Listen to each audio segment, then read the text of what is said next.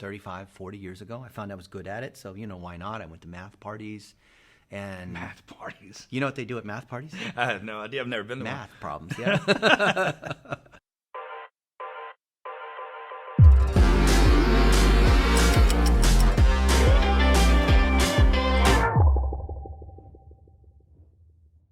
Hello, everyone, and welcome to another episode of the Home Service Hustle. I'm your host, Jonathan Banister, and today's guest is Dennis Yu. Dennis Yu is a leading founder of the internet, digital marketing, and everything that comes with it. Now, I invented the internet. I make jokes about that, but when you hear his story and you hear how long he's been around and some of the pivotal things that he had his hands involved with the internet, it's going to be mind-blowing. So, Dennis, welcome. Thank you, Jonathan.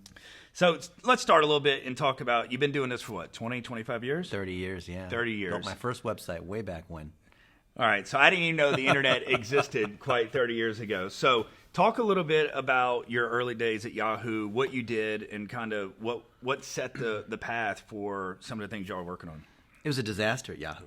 So when I first got into Yahoo, we had all of these different properties. They had Yahoo Mail and shopping and sports and travel and these other things. And I thought Yahoo was like one big website, right? But it was actually a bunch of little fiefdoms. And my job was to get all the data into one place so we could figure out how much traffic did we have? Like how many users did we have? And they created this system called the UDB, which is the user database. And we had all these users that were doing search, that were checking their mail, that were seeing what their bank account balances were and sports scores and all that kind of stuff. And the idea of analytics is to figure out what are all the different things that people were doing. So maybe people would first start using Yahoo to do some searches, and then they realize, oh, I can get a free mail account. So then you have to create an account. And then they would use that same Yahoo account to sign up for Yahoo Small Business, or they'd pay for extra storage. Are any of you out there old enough to remember You've Got Mail? Like, and how exciting that was? Like, Yahoo was the homepage. Back then, Yahoo was the most popular website on the internet. That's where people started, even more traffic than AOL. See, people used to think AOL was the gateway to the internet. So my job was to get all the data from all these different properties into one place so we could make reports against it and see how much money we were making, how much traffic we have, how much money we should pay maybe to acquire another company that was maybe in the same space or maybe related, like we were going to buy Facebook. So our team had to do some analysis to see, like, hey, this kid who started this thing called Facebook, should we buy this thing, and how much overlap is there between our users? I also controlled all the unsold ad inventory. So I had several billion impressions every week that weren't sold across the Yahoo network, which we would then allocate towards all the other general managers. And so we had a weekly meeting that we called Pigs at the Trough. Okay. So all the pigs would come, all the general managers, and they'd make some argument on, Yahoo Personals deserves most of the impressions because we have $100 average user value and therefore we should get more of it. And then, the search team or the mail team would say, yes, but we're one of the key pillars. And when people come through mail or search, they're more likely to use other Yahoo properties. So you should definitely give us all the unsold inventory here. So our team had to triangulate between all of that. So I got to see across so many different kinds of data. For example, we started Yahoo Personals as a dating website. And back then it was nothing, but we had the Yahoo homepage to drive traffic to it. So that was a huge advantage. And because people were buying PPC on Yahoo, I got access to everyone that was buying keywords on Yahoo, and I could, like Match.com and eHarmony and all these other guys, and I could see their campaigns, and I could build campaigns against it and get people to come to Yahoo Personals. So I think at that moment in time, I had more data than any other digital marketer out there. How'd you get into this space? I'm an Asian. I'm good at math.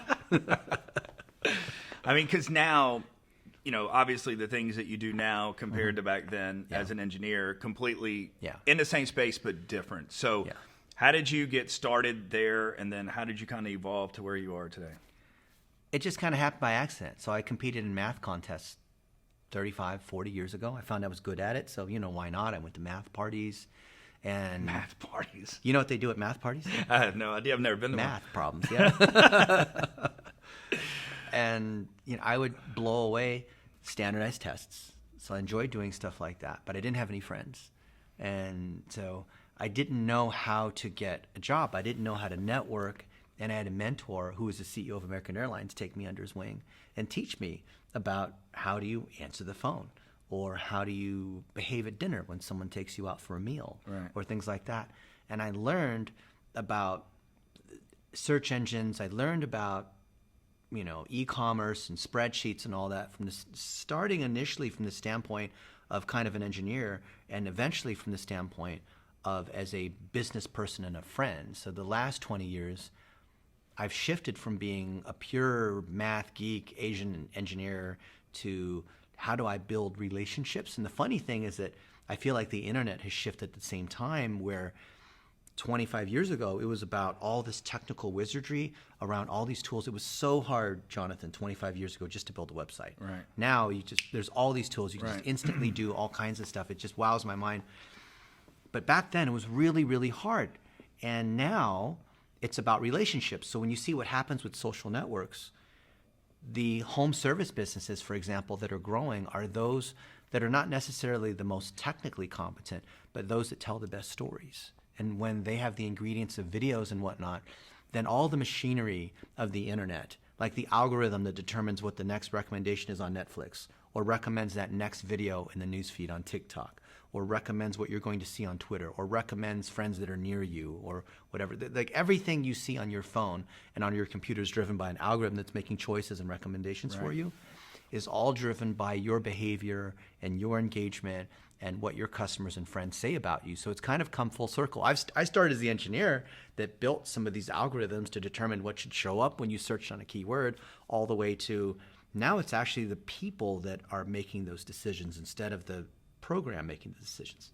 So we shot some video content earlier, and Dennis was talking about, like, do you not really think that Facebook knows what you want for dinner, or what you ate last night, or what you're thinking? I mean, they're already multiple steps ahead because they're using these high-powered algorithms to help get the information in front of the media buyers, right? Like they're trying to make money themselves. And the reason why Facebook is free for me or you to have access to is because they have all of this data. So does Google. So does all of them. every They're all single one. equally guilty. Right. Yeah. You're either the customer or you're the product being sold. Right. Either you're paying for it or your data is the thing that you're contributing. Yeah, there's everybody has a Gmail email account, and like it's free, but it's not free. It comes with something that they want, and they want some data that all of us give all of these platforms. And look, if you don't think if either social media is watching it or the government's watching it, either one, it really doesn't matter. Just have fun with it. Make sure that you're getting the things that you want in your life. Like if you realize that you're out of soap and then all of a sudden there's this special offer that comes through social media for this soap, like just it wasn't a coincidence. Yeah, just say thank you. I mean, like, don't be bothered by it. Yeah. We're about to go have some Hutchins barbecue, and I can guarantee you I'm going to get these other barbecue ads. One time I was at a conference presenting on Facebook marketing. I was on stage in front of 1,000 people. And in my news or on Facebook, I posted something like, I really would like to have some Jack Daniels and Finlandia and beer and vodka. And I literally made a post that had all those different things. I press enter, and a few minutes later, ads for all these liquor sorts of things. So social media is listening to you, by the way. But let's not view that as something evil. No. Let's view that as let's feed the algorithm. Let's overload the algorithm so it works in our favor. As businesses, right? If we're home service businesses, how can we feed the algorithm so that the people we want to attract as customers, or maybe we need to get more techs, the algorithm is going to work for us. So Dennis talks about the relationship building, and that really that's where the internet has shifted, social media has shifted, and you as the listeners out there, as working for, owning a home service company, think about that in terms of how do you build relationships to get to the top of the search engines? How do you get those signals to work in your favor? Mm-hmm. How do you build a brand around, like your culture of your business to maybe help with recruiting or something like that? So talking about videos, like let's talk about, Dennis is the king of 1-minute videos. And then obviously he's now cut it back even shorter and shorter. 15-second stories now. Studies around what the attention span is for people that are actually watching videos. And it's crazy. What, it falls in that 15-second? Yeah. A goldfish has the 7-second attention span. Young adults, I think, are like 15, so they're almost like goldfish. So we were talking about that just a few minutes ago. And, obviously the internet, social media, all of that's playing a big part in this. What do you think, you're seeing from Gen X and some of these, younger and younger cultures that are being born into Facebook. Like Facebook was here full blown. That's all they know. They're born into TikTok and Instagram. Right. Facebook is for people like you and me, according to them. So what do you think's happening to the attention spans? And you have 2 seconds. That's it. You don't get their attention in 2 seconds. You don't make your point or whatever. Doesn't matter. So if you're trying to make this whole video and you go on and on and on and on, they already left you at the very beginning. So what can you do to get their attention in 2 seconds? What is your suggestion there? Movement, pointing at something, an interesting background. We were at Jake Paul's house recently, and he has this Lego wall. So when you pull the string, all these Legos fall out. And we posted a video of one of my friends pulling the string, and then that video got 500,000 likes. Wow. And the reason why was TikTok recognized the background was Jake Paul's house. So what did it do? Showed that video to all the Jake Paul fans. So you have to do things that will give the algorithm what it wants. So let's say that you do garage doors in North Plano. Then you need to do a bunch of videos with garage doors in North Plano. Take videos in front of well-known establishments and restaurants and statues and parks and whatever. You want the algorithm to recognize, like, oh, there's Legacy Park, right? And they're going to show that to other people that have been to Legacy Park. So you got the financial freedom shirt on here. You talked about being at Jake Paul's house recently. Talk a little bit about what the whole financial freedom is. It's about getting rich immediately. No. So Jake has made a lot of money. He has a bunch of businesses. For example, just his branded apparel business, FanJoy, does $100 million a year. His boxing deal does over $100 million. Jake Paul he's making money. So it's not like he needs your money. So Jake told me, he came to me and said, Dennis, I heard you're the guy when it comes to building all these courses and whatnot, and I want to do something with you. Tell me, how do we do this? So I put together this program. I'm the script writer. So when you go to financialfreedommovement.com and you see all the different scenes, I wrote all of that, right? It wasn't Jake that wrote it. So if I did a good job, you'll think that Jake would actually So if want you to want do to these see things. Dennis drink toilet water, I suggest you go to financialfreedom.com and take a look. But really what we want to do is help young adults not just be influencers, but to be able to take advantage of their social media skills to help people like Jonathan and myself. There's a huge opportunity for business owners like us to get help on social media. How likely do you think the average home service business understands how to use Facebook and Instagram and TikTok and YouTube? Not really. Now, what if some young adult that was born with an iPhone in their hand said, hey, I'm going to help you make a bunch of 1-minute videos, interview some of your customers, interview your shop, interview some of your techs, and make sure you're doing social media right. And I have an incentive to do it right, because if you do well, and we're going to show that in these different stats because I got certified in this FFM program, then you're going to want to continue to pay me $1,000 every month to do this. Right. No, it's brilliant. And it's certified by Jake Paul, who's the #1 influencer among young adults. And then you might say, yeah, well, who's this old Asian guy next to Jake Paul, right? I understand who Jake Paul is, but who's this other guy next to him? Hopefully they won't ask that. But they'll see there's a whole program, and it doesn't mean that these kids are not going to go to school, but a lot of these kids think that post-secondary education, like college, is a scam. We work with a lot of colleges, but some kids shouldn't go to college, and it's just not the right fit, and they want to get experience in the workforce.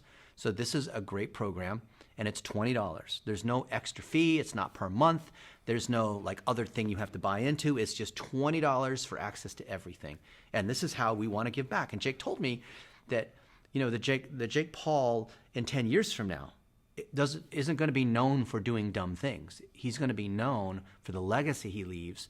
If he can help just a few kids, help the next Jake Paul, help a whole bunch of agency owners, help other people be able to help other businesses, that would be a meaningful legacy. I love it. And there's a lot of people out there that Jake Paul gets a lot of slack for, but I call it the Eminem effect. There's a lot of things that he does because it gets a ton of exposure, and the algorithms on social media platforms are going to put attention to it. He knows what he's doing, and he's it's done intentional. Amazing. That's right. Yeah. Look, Donald Trump or Gary Vaynerchuk, they say things that piss us off, like, oh, Donald Trump said this or that. The more you say that, the more you're actually building in his favor. Right. So people like Jake Paul will say stuff intentionally to get you to discuss. I don't even think these people necessarily believe what they're saying. They're just masters at manipulating attention. So we talk about marketing mindset and money here on the podcast. So let's talk a little bit about Dennis Yu and your mindset. What kind of things do you do on a daily basis to help with your mindset? What kind of things over the years have you kind of built yourself into to kind of work on? I mean, you're a super positive person. You always have a positive, outlook on life. What does that look like in the Dennis Yu world? Well, I used to be one of those workers where I thought I could out-hustle everybody. I could, get higher test scores, and then if you achieved, somehow that'd be less for me, so I had a scarcity mindset. Well, you went to math parties, so I mean... Yeah. It was all competition. I was competing all the time, and I was just kind of an asshole. Because I just wanted to win, because I felt like I needed more, and if I could become a millionaire or whatever. And when I made my first $1 million, I realized like that didn't really change anything at all. But then I was around people who were really successful, not just money, but they had a great family life. They were athletes. There's one friend of mine, Tony, who started 3 companies that all became NASDAQ traded. This guy was an incredible basketball player. He was an incredible human. And I asked him, I said, Tony, so what was the deal? And he said, you need to be in the right place with the right people. You were playing the wrong game. And so that's when I said, okay, yeah, but I can't spend time with these other sorts of people because I'm not in their league. No, you're the sum of the 5 people you spend the most time with, that kind of thing. And that's what, like, having the CEO of American Airlines as a mentor, the Dennis of 25 years ago would have said, no, I'm going to run away. This guy is way too important. Right. But I realized, this is the mindset thing. I realized that it's not that I deserve to be with these other people, but if I approach it from the standpoint that they're humans and I'm trying to add value to their life without creating a burden on them, then it's totally okay. And in the last 25 years, I can give you a list of all these people that I've been able to spend time with, kings and queens of other countries, the Silicon Valley billionaires and people like that. And they're just fun to hang out with. I'm not scared of them. I've been around a lot of these celebrities, and I find that the more influence you have, like, spending time with Jake Paul, then open up the door to Pitbull. So Pitbull called me up, right? And so we spent some time in Miami, and he shut down a restaurant, and there's a whole story around how that happened. But he was just super cool, super chill, down to earth, hanging out with him. Same height as you too, probably. Close. I think it was maybe like an inch or 2 taller. Yeah. He's taller than you? Yeah, Dang, I'm pretty short. He's one of the shortest guys out there. He is short. Yeah, he's taller than Tom Cruise. Tom Cruise is 5'5". So we got another mad Asian behind the camera here that's yelling about the whole short people comment. But back to mindset. So I learned to divide my time. I try to do the best I can with this into thirds. Okay. So I spend a third of my time doing the work, a third of my time learning, and a third of my time teaching or documenting or building processes around it. So as a worker, in the first 10 years of my career, I was like constantly working. My calendar was full. I couldn't handle everything. And now I realize if I can compress that down, because oftentimes the joke is like you're too busy to learn how to manage your time, right?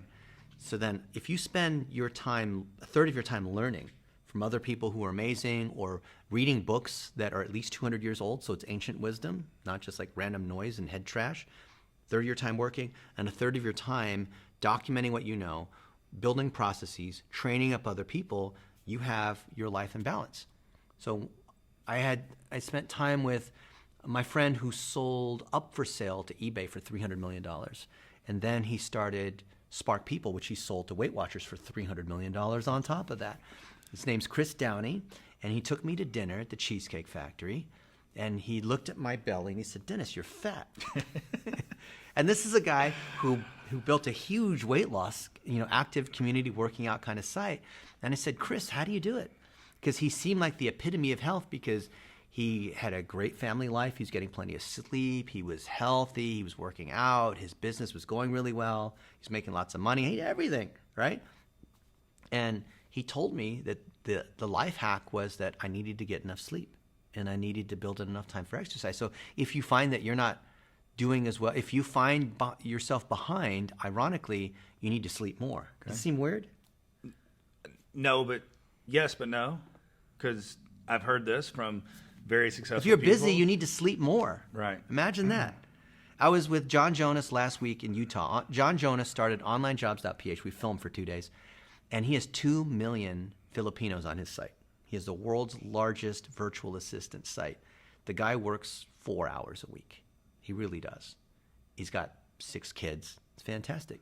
He worked super hard the first 10 years of his career because he built the website himself as an engineer. But then he found that everything that he could do, he built training around. He recorded these Loom and Zoom kinds of videos, and he delegated it out to other people. And anything that he did, he found a way to replace himself. And I found that absolutely fantastic. Kind of like our friend Josh Nelson, right? 7-figure agency. He's not involved at all in the details of the agency because he's broken it down into every little piece, and he's realized that he doesn't have to be involved in any particular step. And I just love being around other entrepreneurs like that and seeing how they've been able to scale themselves, something that they did initially themselves so they can document it and then build process around it so other people can scale it. So we've implemented EOS into our business recently. So, delegate and elevate. And, it's allowed me to pretty much be out of the agency, my business every single day, but it allows me to be able to work on other projects.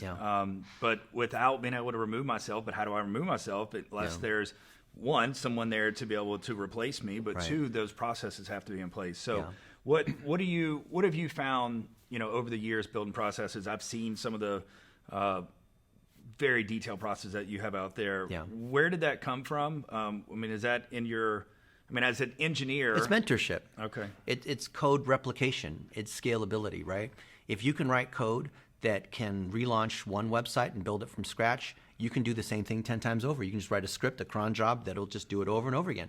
So the idea of repeatability is whether it is a process, which is for humans to repeat a process, or whether it's code, which is for a computer program to repeat a certain process. It's the same thing because it's an instruction set. It's a set of directions. So as long as you have this recipe or checklist or set of directions, whether it's for humans or computers to follow, that's really this compound interest multiplier. And I feel like I looked at the difference between people I know who are mega wealthy and successful and other people who are just, maybe they're talented, they work hard, but they're just like going check to check.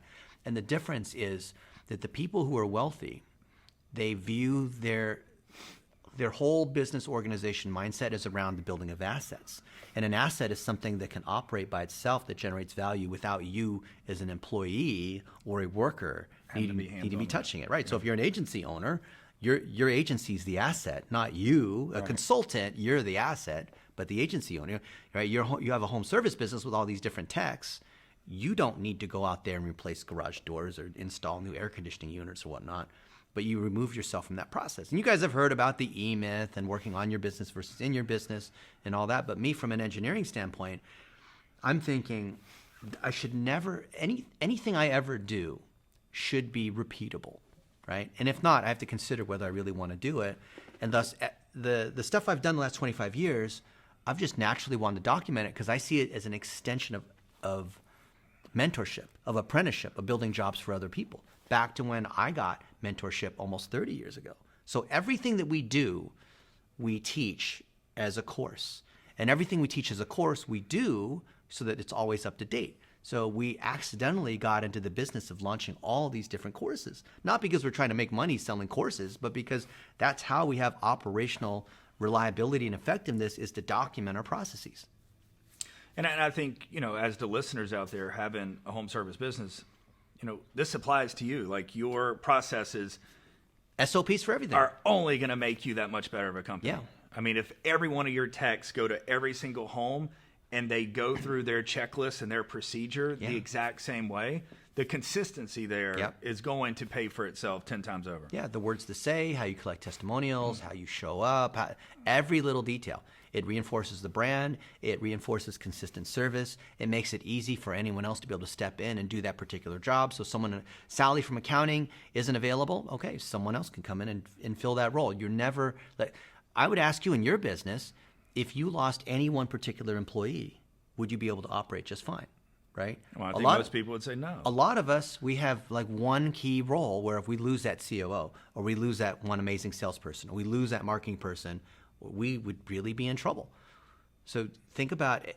And I learned this from my friend Ali Awad, as well as from Al Casey, who ran the airline, right? Think about the airlines. You lose a pilot, there's a strike, fuel, the plane goes, landing gear doesn't work. You always have something that's called repeatable a graceful failure, which leads to repeatable excellence. So if any one thing goes wrong, you always have a backup. So for any particular role, even if the amount of work is only enough for like half a person, you should always have a second person who's capable of doing it. That way you're bulletproof. You can never be held hostage.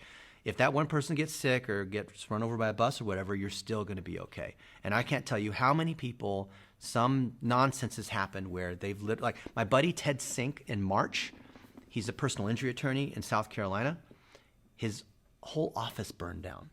Oh, wow. He lost all his papers. It was this tragic story. Nobody died, fortunately. But he was able to rebuild the whole thing because he had backup processes on everything.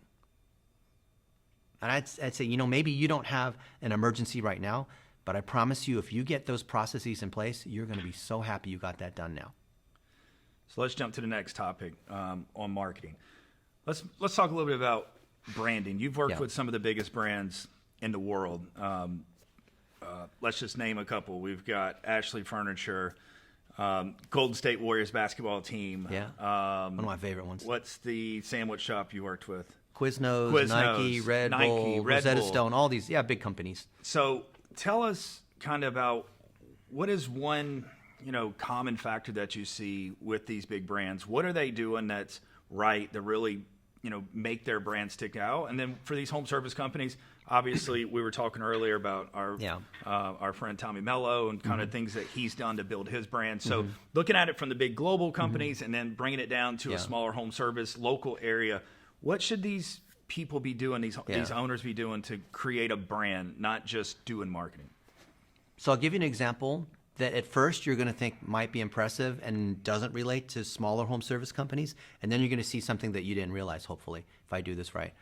So when we started doing marketing for Rosetta Stone, which is the language learning company, Language in the Yellow Box, we were spending a few $100,000 a day, and then we bumped it up to $1 million a day on Google and Facebook. And we were spending so much money that Google and Facebook were flying in to see us, right? We could go to any sports game, any restaurant we wanted. You can imagine when you spend that kind of money, they'll kind of like do what you want, right?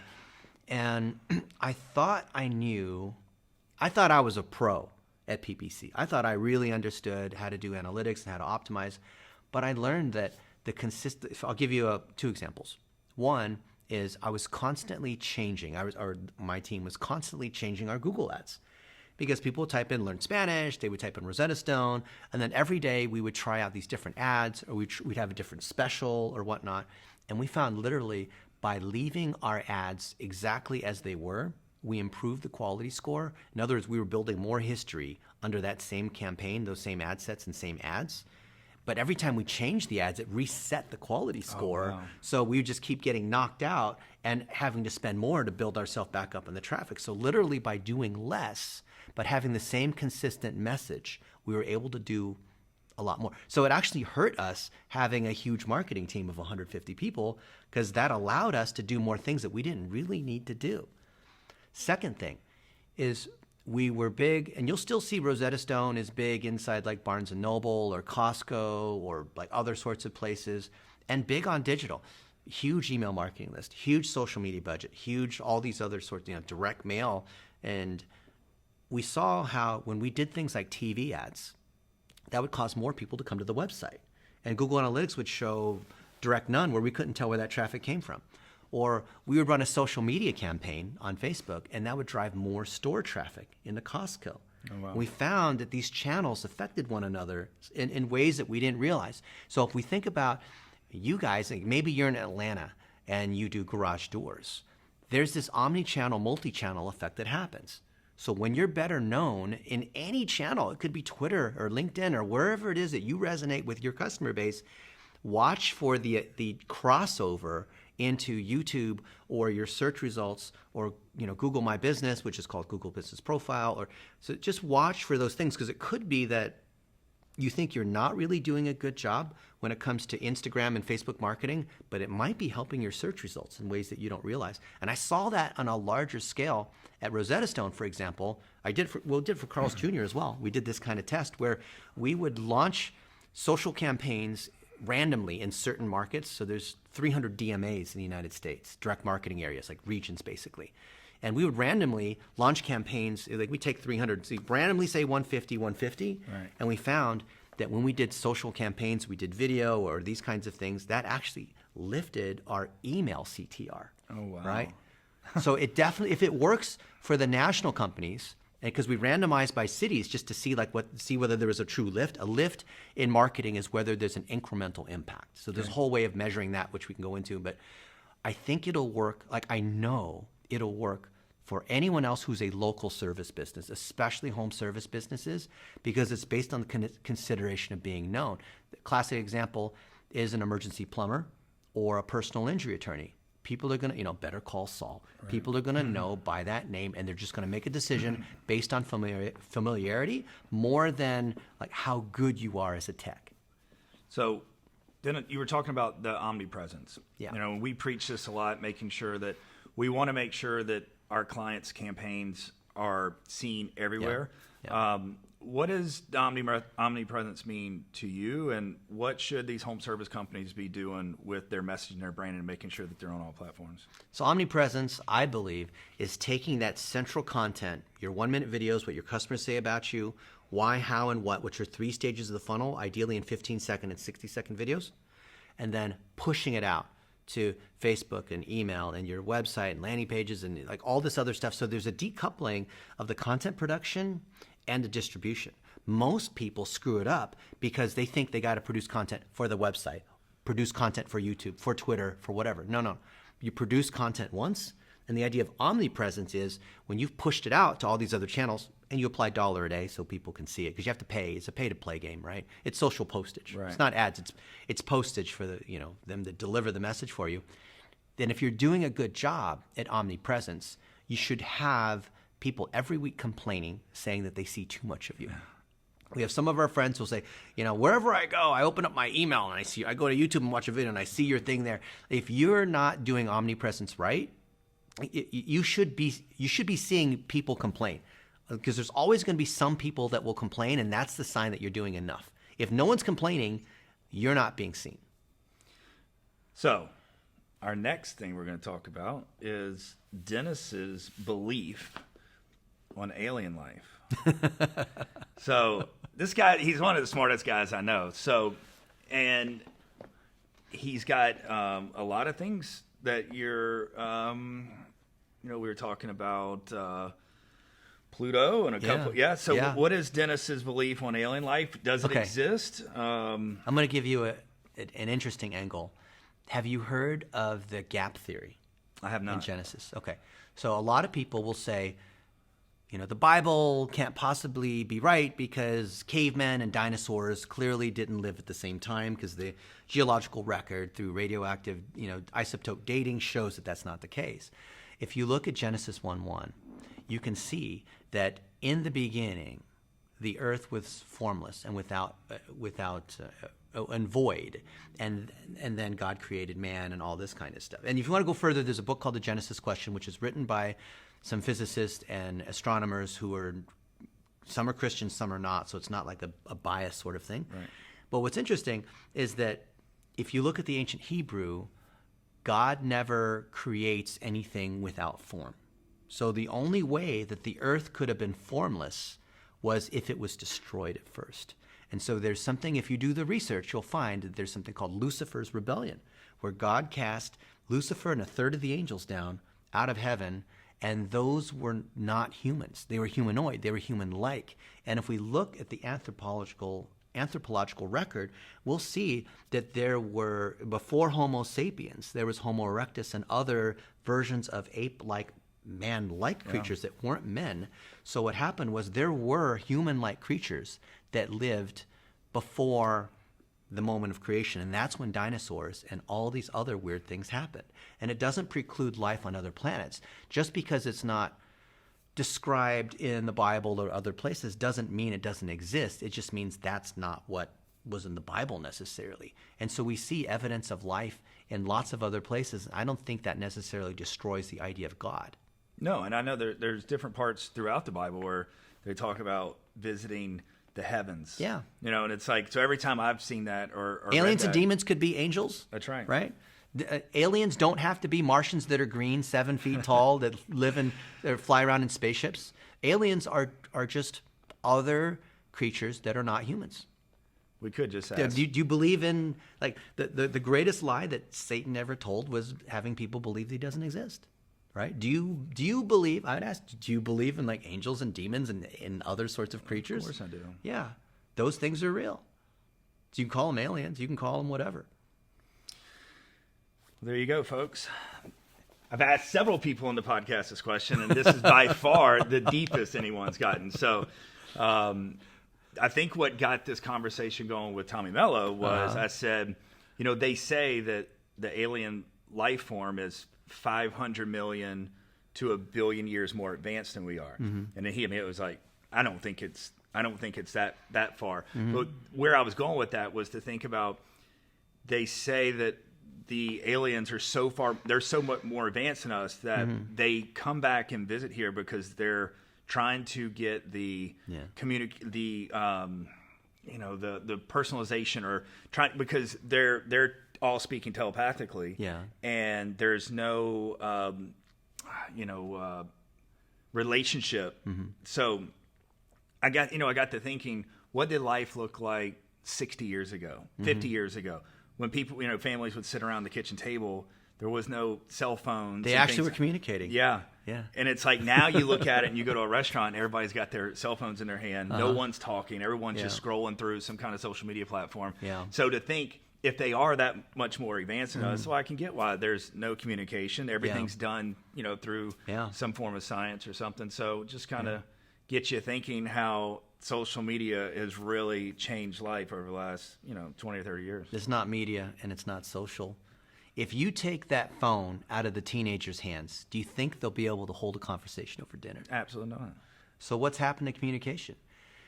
Do you remember back when Nintendo was the thing and everyone wanted to have that? Mm-hmm. And these kids, you guys remember, you'd have a console and everyone would go over to Johnny's house because he's the one who had the Nintendo. You had to blow the tape out to get it to work sometimes. I called that no friendo. Because people would live in that false reality of that video game, and they wouldn't come out and be World of Warcraft or Ultima or whatever it was. And now we have all this stuff with the metaverse and all these different virtual worlds that people can live in, wearing their goggles and whatnot.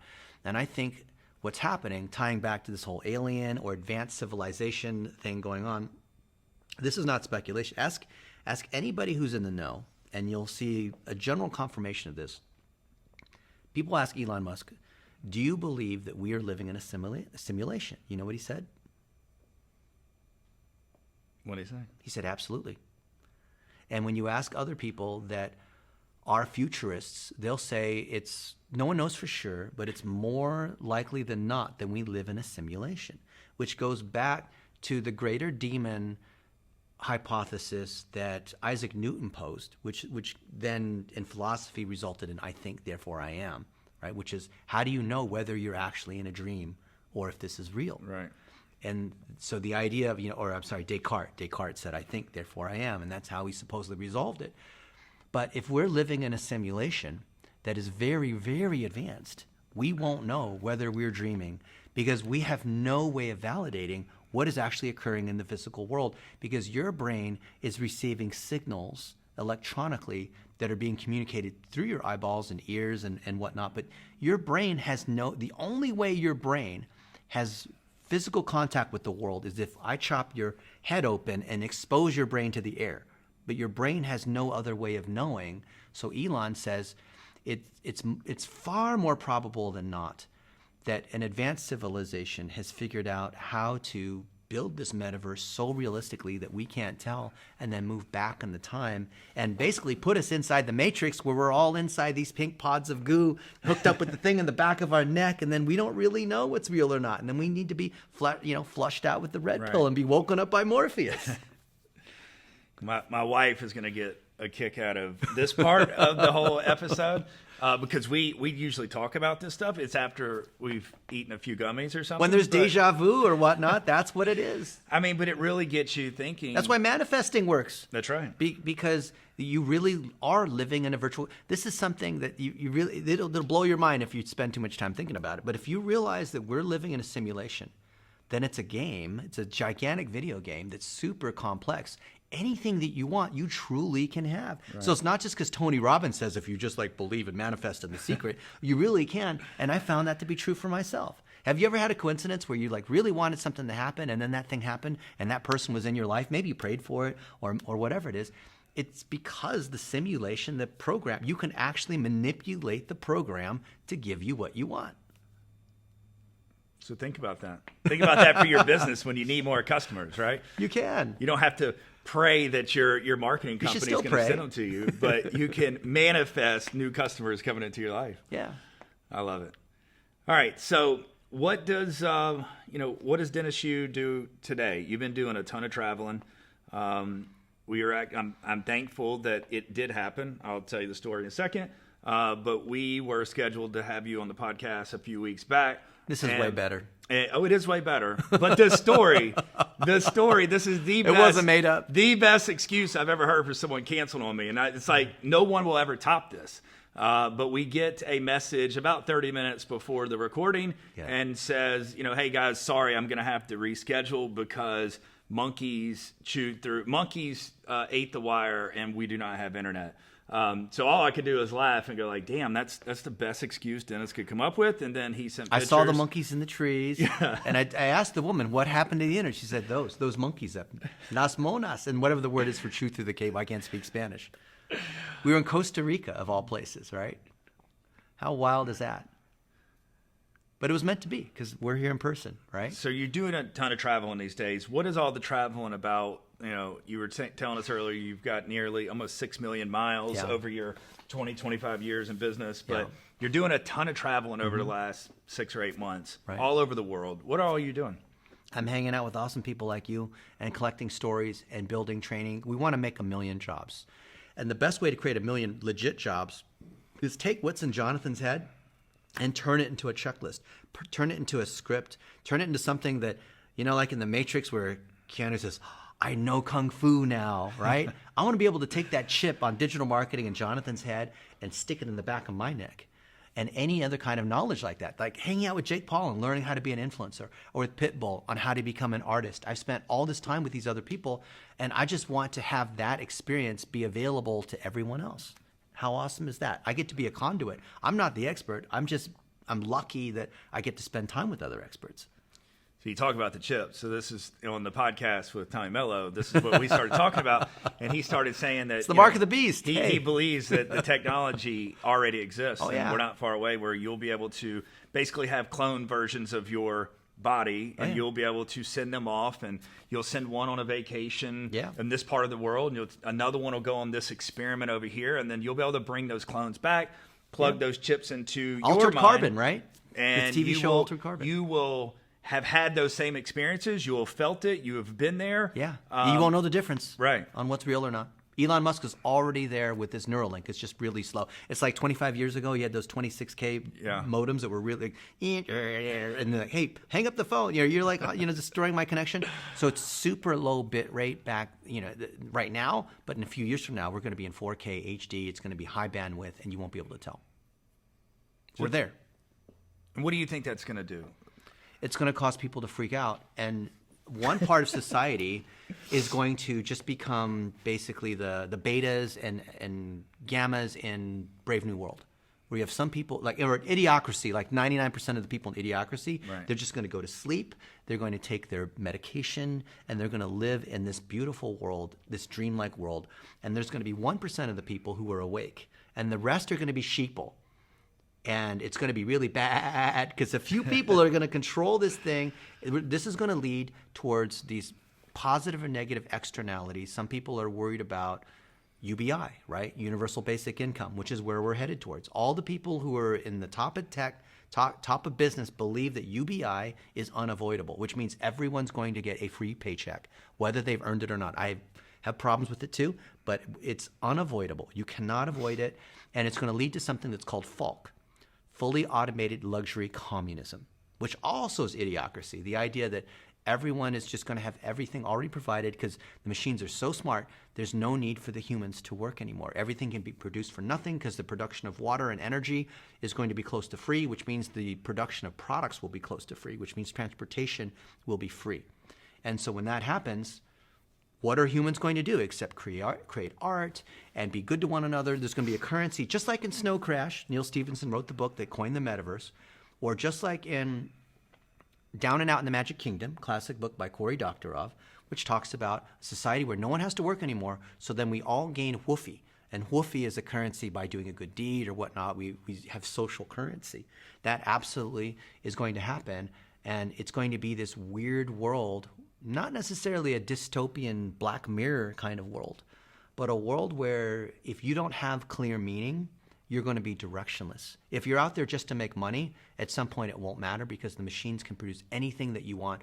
And if you can't actually have the object, you could plug the thing into the back of your head and believe you have that. And what's the difference? Your brain can't tell the difference. That's right. So I personally think that the technology's been around for 100 plus years, that people have known about it. Technology that I think there's sources on this planet that could supply power to the whole planet 100 times over. Wakanda forever. And I think it's been hidden from us. But do you think technology is what's bringing a lot of this stuff to light now? Like it's getting too hard to hide it? We're heading towards an asymptote, and some people call that the singularity, where it's a convergence of technology and biology and chemistry and physics. All kinds of crazy things are happening. Some people call it the end of the world, and they look at the book of Revelation and the end times. Whatever you want to call it, everything points towards a convergence that some people say that asymptote's about 2040 or 2045, so we're about 20 years away from this. And I say some of this stuff because it's like you think about the automobile. Like it hasn't changed since the Model T. Right. Like other than it goes a little faster, it may look a little different. How has that many years gone by with no advancement in technology? But you think about now we literally walk around with one of the fastest computers known to man at our fingertips at all time. Yeah, but, and we do it just to use Snapchat. What a waste. I know. Instead of going to the moon. Yeah, I mean, I think we could have gone to the moon and every other planet. We've not gone to the moon in our lifetimes. Right. Isn't that crazy? Last time we went to the moon was, what, 1970? You and Something like that. Yeah. Or NASA. Yeah. But I think, when was the last time you think Elon Musk has been to the moon? I don't know. Never, maybe. No one knows. You don't think he's got like a condo or a village built on the back end of it? Well, my buddy Naveen Jain has bought from the U.S. government the rights to mine the moon exclusively for minerals. Really? Yeah, he's a billionaire. You can look him up, Naveen Jain. He also created Viome, which is about indexing the microbiome inside your gut and understanding what your health issues are to eliminate illness from the planet. That's what he's trying to do. Isn't that kind of what Tesla did? Kind of, yeah. All of these guys, even Jeff Bezos is sending things to the moon and sending up rockets, and Richard Branson is. All of these guys, these Silicon Valley tech people I forgot the number, but it's something crazy. In the last 2 years, Facebook, Google, Amazon, these kinds of companies have grown 3 to 5x. Apple's now a $3 trillion company. They were the first $1 trillion company 3 years ago. Now they're a $3 trillion company. I know a couple years ago I read where Apple has more cash than the U.S. government. Yeah, and even more than that now. Right. That was 3 years ago. Right. Yeah. That's mind-blowing. So talking about home service companies and, marketing and things that they should be doing, we talked about the video a little bit. What do you think the next, let's say, 5 years looks like? As far as if you had a small business today, what would be some of the key things that you would be focusing on to grow your business? So we know that technology is accelerating, and we can't keep up with all the social networks, all the change in the different tools and whatnot. But the one thing that I would do as a small business, if I only had a couple bullets in my gun, so to speak, is I would focus on collecting 15-second videos of my customers, of how I operate my business, of how I treat my employees and the techs, of my family, because I know that one day, which is today, I can reuse that so many different ways. In 5 years from now, there's going to be a social network that we've never heard of, right? How likely is that going to be? Very. In 10 years from now, how likely is it that the current set of social networks is going to be the dominant ones? And every few years, there's something new we've never heard of that causes everybody to panic. Yet we know, and I've been in this game for 30 years, I've known that the through line that connects everything is those relationships. And as long as I can preserve those relationships in a way that the AI, the network, the algorithm can see it, maybe, the world moves towards this new website building thing or this new social app or whatever it is. As long as I have those relationships and those relationships are visible because of little 15 and 60-second videos, when that other new land pops up, if you will, out of the ocean, right, I can move stuff over here and I'm already pre-inoculated. I'm already in place for this thing that nobody could have anticipated. So I think that whether it's the Yellow Pages or TV or direct mail or whatever it is, or Amazon or MySpace. Yeah, whatever it is. I mean, maybe in the metaverse, people still need garage doors or their toilets break or whatnot. I will be properly connected and positioned no matter what happens if I can create this library of my relationships on video. Because even if I make those videos now, the AI is going to allow me to make different sorts of variations of it. I could get Jonathan to say, the barbecue at Dickie's is the best, when really he said it was, whatever, something else. So as long as you create that initial batch of content, that you then have something for the AI to work with. Just like we have some friends that have died or about to die of some kind of terminal illness, and they cryogenically freeze their head for the day that disease is eventually, maybe 20 or 30 years ago, they figured out the cure to that disease. So it's kind of like, I don't mean to make some gory sort of analogy, but there's definitely power. The thing that will never go away, the fundamental, is collecting those relationships on video. Because as long as you have that, you've got an amazing asset that will always be valuable, no matter what random squirrel, look at this random thing is going on in the world of social and business and marketing. The economy could go to complete crap, and we could have war with the Ukraine and World War III and all that, but you know what? People are going to still need their homes serviced, and they're still going to make decisions based on who they trust. So there you have it. Video assets. Get them in your possession, build them, store them, and we don't know what lies ahead. But what I do know is that you look at TikTok right now, and it's all video. Mm-hmm. I don't think we're going to see anything where posting our feelings and writing stuff out. The future is going to be video and beyond. So absolutely, get the video assets out there and build your brand through video. Right? There you have it. So, Dennis, I just want to thank you for coming into Dallas, and this has been a great episode. And I hope there were just some key moments that you take away from this. If it's traveling through space and meeting the aliens, that could be demons and could be aliens, or talking about 15-second videos. But we want to thank you, and thank you for your time. Thank you, Jonathan. Love to hear what you guys think too.